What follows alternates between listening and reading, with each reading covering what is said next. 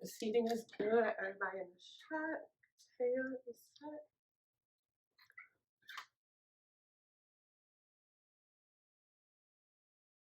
Hi, everybody. Welcome back to my table. My name is Kyemah, and we are back with another part of the Parenthood series. This week, I have a new guest. Again, there will be a new guest every week. I'm excited. I'm still excited, and I'm ready to get a fresh perspective on the questions that we posed in previous videos. So let's get started. Welcome to the table. Yeah, how y'all doing? Alberta, Danisha's baby father or husband. Okay. So, like he said, this is Donisha's baby father, also her husband. She was on last week's episode, so feel free to check that out as well. This week we have Elle. You ready to get started? Well, let's All right. So, first question is, what does it mean to be a father to you? Because I see you looking at the questions. Everything. It's everything. I was born a male. Grew up to be, grew as a boy into a man. Yeah. Once you become a man, you defined by following on. Natural progressions of life, and becoming a father, making children of your own. If you're capable of that, I feel. And once you become a father, that's like a huge responsibility that defines you from that point on. Yeah. Like just deeper than just me, my bloodline, my family, but just carrying on the human race to the future to make sure my son grows up to become a man one day, become a father of his own, to teach his child to become a man and continue the line going from the beginning of the time to the end. Okay. So it's deep. Yeah, that's real. Bringing the heat already, bringing the deep answers already. Okay. So with the second question, what do you look forward to most about being a father? And just a side note, y'all, this is his first child with Donisha. So it's my first child. In general, in general. So this is their first child. Yeah, together. So like, I'm so proud to have a child with a woman that I love, and a woman of my dreams. You feel me? Yeah. Yeah. Okay. And we together right now, and I see so many people like broken before the child even come to the world. Like the father's not in their children's life, and as a black man, I think that's a very big thing. I think we should fight for our love in this world. We shouldn't, give up so easily on the next generation because it's bigger than just relationship issues and like you and your woman issues. When the child comes in between y'all, we living for whole other human beings that didn't ask to be here. So that's deep right there in itself. But is honestly, this might sound weird, but what I'm looking forward to the most with my child, honestly, is my child's mistakes. Dang. Excuse my French. Damn. Wow. And why do you say that? If you'd like to expand. Well, I feel like when your child mess up and they make mistakes, that's when you truly get your opportunity to be a parent. Like your parents and your child doing perfect and they doing good, that shows off that, oh, you are a good parent and you did your part. You feel me? Yeah. But the only reason your child is doing good is because when they messed up or when they fell and all that, you were there to pick them up and to tell them right from wrong. And that's what people don't see usually. Like the correction of your child, how you go about disciplining your child.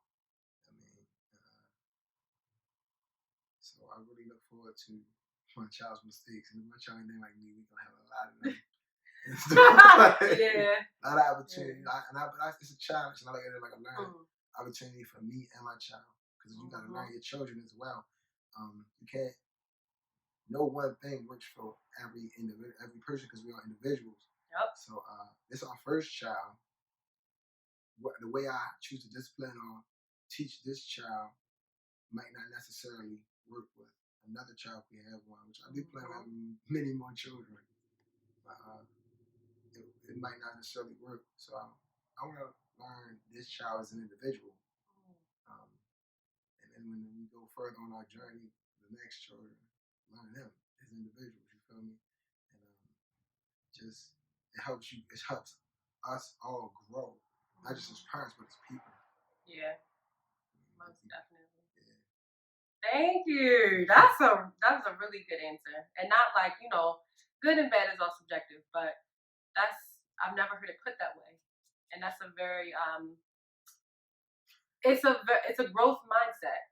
Because some people, you know, with parenthood, a lot of people may consider that the hard part about parenting. And granted, like you said, it's a challenge, but you said you see it as an opportunity.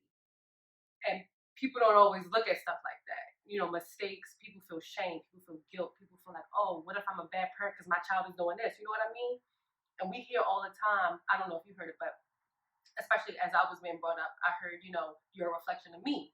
I'm a reflection of my parents. And that's pressure. Not saying it's bad pressure, but that is pressure. Yeah, it's pressure on both parts, because it's like, as a parent, what did I do, and how did I raise my child and influence my child? But also as a child, it's like, damn, I'm not trying to, you know, disappoint my parent. So you're shedding a different perspective on it, and you see like, okay, this is an opportunity for me to step up as a parent and also show my humanity to my child, and I see them as a human, separate from our relationship, separate from you have to like be perfect. You know what I mean? Yeah, like you didn't even. It just shows that you already think of them as an individual, which is Darnisha. Yeah, y'all good. Y'all got this. So speaking of a lot going on and stuff in your mind, we're gonna go to the next question. So with that being said, and this is a bit of a doozy. Actually, no, it's not a doozy, but this is my favorite part of the interview. How does being Black affect fatherhood, if at all, for you? See what I said? That's my favorite part. That's my favorite question to ask. Yeah. Being Black affect my life just as much as being white, Asian, or Dominican, or whatever your ethnicity is, you identify with. It's just as much as that affects another person's life. And so like we talk about like white privilege and stuff like that. So if you're a white man, you conscious that you living in some type of white privilege to the privileged ones. Because you got some white people that ain't living so good, but they conscious that they can get away with some things, some of them, that we can't, or they know how far they can take their whiteness. Same way as a Black man, you know how far you can take your Blackness. You know what I mean? Like, you know where you can't take your Blackness and all that. So that's deep just in every walk of our life. Right.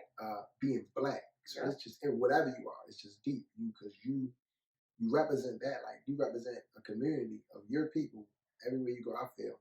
And I represent a community of Black men that's fathers by becoming, I'm stepping into that door. Whether anybody let me in or not, I'm coming in. Yeah, I heard you. Okay. I'm here, I'm a father. And then I represent the whole community. So a lot of times with abandoning my woman and my child, that puts that stigma, which we've been stuck with as far as like, oh, Black men ain't no good. When it come to fathering, they just make babies and leave and things like that. Like, we got it's a lot to overcome. In your experience, as you're entering fatherhood, do you feel like those stigmas put extra pressure on you, extra unnecessary pressure on you? Nah, not at all. Because you're Black. But you know, it's one thing I do notice. I notice people in general that know I'm having a child, and even like family members and stuff, Black, mainly, majority of my circle are Black people, Black friends, Black family. So, that people in general that know I'm having a child, I can like see it in their eyes that they sort of kind of judge my situation based off those stigmas. And they look at me and they see me and they see some of those stigmas, even though I know I ain't none of that. And I know like some people would be assuming the worst a lot of times when I'm Black, so when you Black and you come and you got so much negativity associated with being Black. Like, I'm sitting right here with golds. I got my whole mouth grilled up. That man got gold rings on. I'm wearing who would you call it? Like an image shirt, a graphic tee. Graphic tee. Graphic tee. You feel me? Like, which is all acceptable. But some people be looking at stuff like that. Like, and then I got long hair, like braided hair. So like, just that alone is enough for people to make like just bad assumptions or bad, like, just it stigmatizes me to a degree, and I'm aware that I'm viewed like this. I'm just gonna be me regardless. But amen. Amen and ashe and amen. Yeah, I wear my gold in my mouth and then show the gold in my soul. Say it again. Say it again. I was talking. Say it again. I said I wear the gold in my mouth to show the gold in my soul. Okay. Okay. That's what I'm talking about. Yeah, that's black confidence. I was just telling somebody earlier, like, yo, like, chemically, human beings are made up of every single element on the periodic table, probably except for the man-made ones. I mean, but we got every element in the periodic table in our flesh, inside our body, including gold and silver. So that means, like, we really worth something. Like, we really have a monetary value. So, like, but can't nobody see that. When they see me, they can't see what I'm worth, so I wear it on my face, so you can see it now. Like, I'm worth more than that. That's just to give you a sample. Okay. It doesn't matter to me because I love naysayers and stuff. I love proving people wrong. So that's another challenge for coming to being a father. And being a black man, we gotta become more than a habit. I feel like as men, period, proving people wrong, being good fathers, being good men, being stand-up guys, and doing things we don't even want to do. Because I'm doing a lot right now that at other times in my life I wouldn't probably want to do. I really want to be doing other things than what I'm doing, but I got to do what I'm doing for my child and for my family. So I'm gonna make sure I lead by example. Yeah, you just dropped a pro-life tip. Do what you don't want to do, and within reason, but as it pertains to, like you said, bettering yourself for your family, bettering yourself for your community. Do the things that you do not want to do. Make it a habit, because that's a life skill. Outside of doing things for other people, that is a life skill. If you want to get somewhere, you got to do the things that you do not want to do. Yeah. It's a simple fact. Yeah, people be wanting to skip steps, and people be wanting to, granted, you can find different ways to a goal. There's more than one way to a goal. However, 9 times out of 10, you got to do something that you don't want to do. I grew up in the streets. Like, I grew up in the ghetto. I grew up in the ghetto. Like, come from the bottom. You use that word correctly? Because people use that word so incorrectly. But anyways. Yeah. Every definition of that word. I really grew up in the ghetto. The name of my street, I'm from FATHERHOOD. The name of my street is Rutland. And I ain't never think of it growing up there, but when I got, I was like, that's the perfect name for that street, because I was really in a rut. I was doing Rutland, like, that was a good name for the street. And FATHERHOOD, we call it Fayetteville, because half of the dudes we grew up with end up going to the feds. I mean, like, so, like, I've done things that was wrong, which prepared me for my child making mistakes. And a lot of it just prepared me for life in general. And I say that to say this. Whenever I did what was wrong, the first couple of times, like, I was nervous, I was scared to do it, but after a while it became easy. Yeah. And when it comes to doing what's right, that was hard. Like, even if you're comfortable doing what's right, you got obstacles that get in your way. You trying to start a business and get a loan from a bank, but they got protocol you got to follow, and I mean, things you got to meet on their terms to get that. So it's the right thing to do to get your loan and start your business and become the breadwinner for your family. But it ain't as easy as just doing that. Like, so it's a lot. I mean, even working a job, I mean, getting a pension and all that, you gotta work for 10 years to get your 401k. That's hard.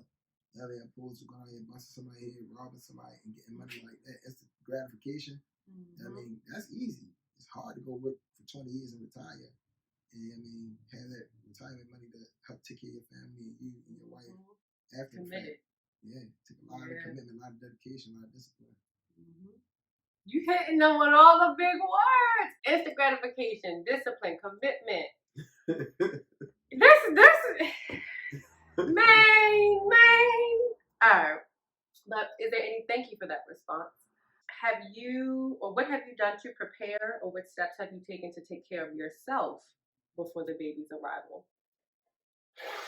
Because this is important too. Black fathers still need to prepare too. That's the hardest question you asked. Yeah, that's the hardest. You all. That's the hardest You look question you stressed. asked. Oh man, I ain't even. I'm gonna say this. I got a baby. It's a whole human being ready to hop out here.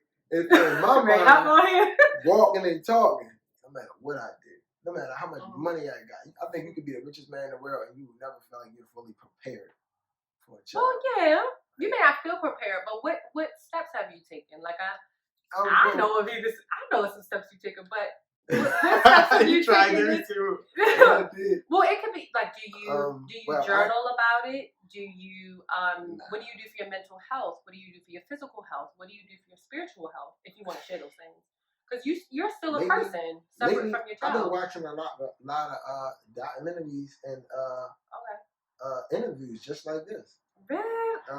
From other powerful black men. I love Earn Your Leisure. That's a really good podcast. It's on. They got a podcast, but they also on YouTube. So I watch Earn Your Leisure. Earn Your Leisure. Earn Your Leisure. It's really good. They got a lot of powerful black men on there. Up and coming people just trying to. There's entrepreneurs. It's all about entrepreneurship. Okay. A lot of entrepreneurs, black entrepreneurs, coming up in this world, making a way, how they made a way for them and their people and their family. My favorite interview I've seen on there so far was the Dirk Grace second interview. And I love what he's doing down in Miami and what he's doing for his family. Yesterday I watched the interview. They interviewed Killer from Natural Banger here in Baltimore. For real? That was a real good interview. I really liked that. That's news to me. Yeah, that's what's up. Putting Baltimore in the back. Go ahead. And a black entrepreneur. Black male entrepreneur. Man, they bought all the Baltimore. Yes! Yes! He over there talking like he wanted us all the way. That's what's up. Yeah, he really. But so that's a resource. You said you've been watching documentaries, you've been watching interviews about, from black fathers, black entrepreneurs. And I know what. So like I know what I want to do myself to better myself. At the end of the day, I don't own no business technically. Like I do, like I got this clothing line or whatever. I recently made and designed this T-shirt I'm wearing right here.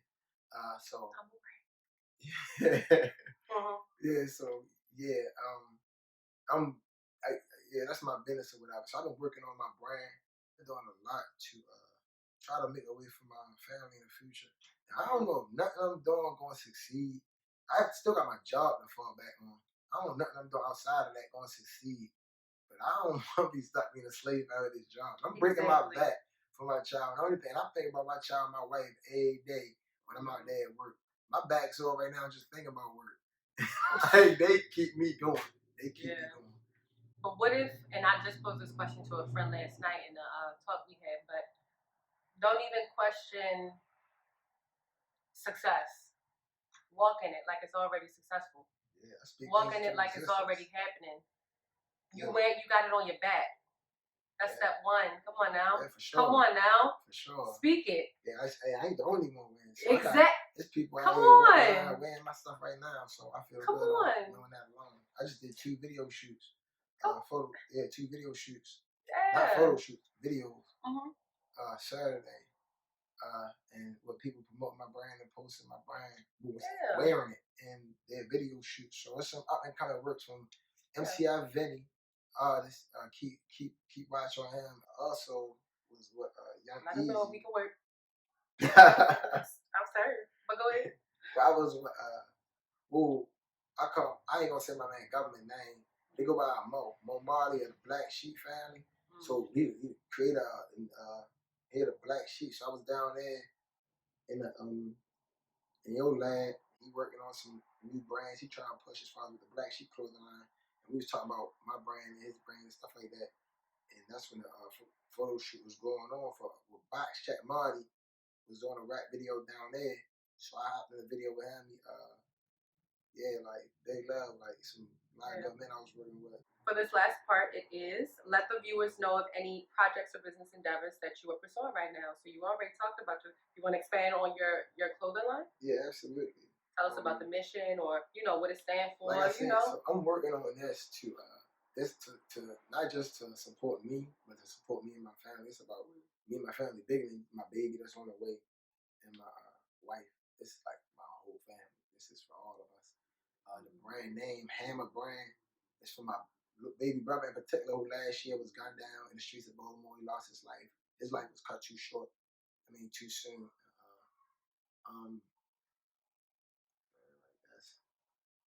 It was personal. Yeah, it's coming from the heart. That's my baby brother. Man, we are very close still to this day. I mean, like, it's deep, it's big. I had already lost a couple people close to me prior to my brother dying, but that's when it never hit that close to home. But when it happened, I had a decision to make in my mind how I was going to handle that and channel that energy, because I had a lot of negativity building up in me. But was I going to let it come out as that or something positive? And the one thing I did was make the name.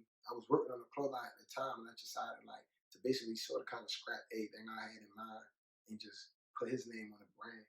And, like a lot of people lose their loved ones, and I ain't like downing people doing this. Like you put your face, your people on the shirt, and rest in peace and all that. And I really didn't want to do that. Like I felt like I never want to see my brother on a shirt. As far as like to that capacity, as far as like face on the shirt, that rest in peace stuff. I never want to see that. I mean, I feel like I still, it's almost like I just won't accept it. But I say, man, I ain't gonna put his face on my shirt. I'm gonna put his name on my stuff. Like I'm gonna put his name on everything. Everything I do from here on out is Kyemah. My brother's name is Kyemah Barker. My father named him at the African General of Carthage. Great name. My father must have seen some great things in my brother. I mean, like, great. He's supposed to be. He was great. But he was supposed to be greater. So I named the brand the Kyemah brand. This particular shirt right here, I ain't even do much designing on this myself. This all Kyemah. Kyemah, he was an artist. Both of us artists. We draw, like, he would write sign his name across it for HAM, for Ham, which is another nickname we call him.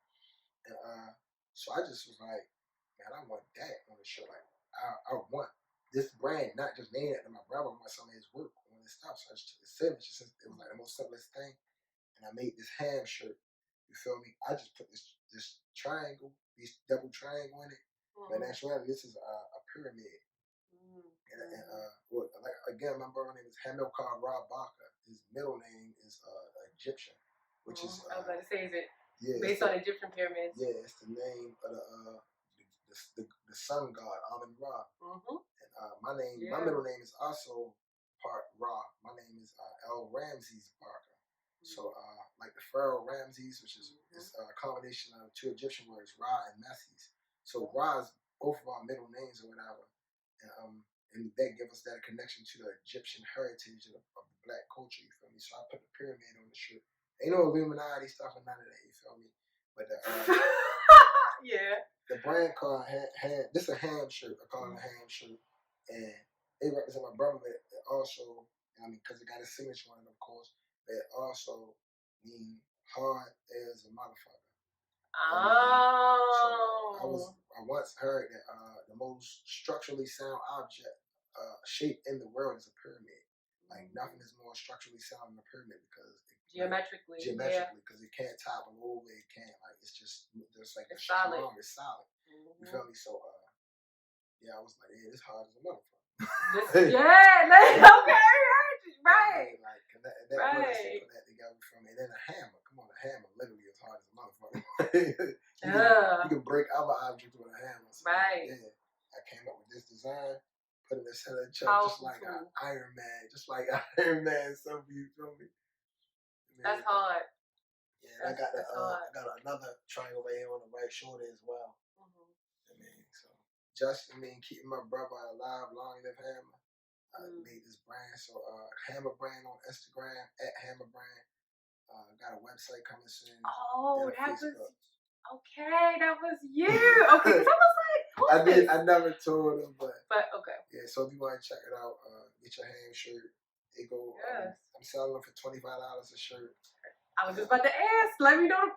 Yeah, just. You think I'm not gonna support? You think I'm not Go going? to Instagram, you know what I mean? DM me to set up your Yes. order.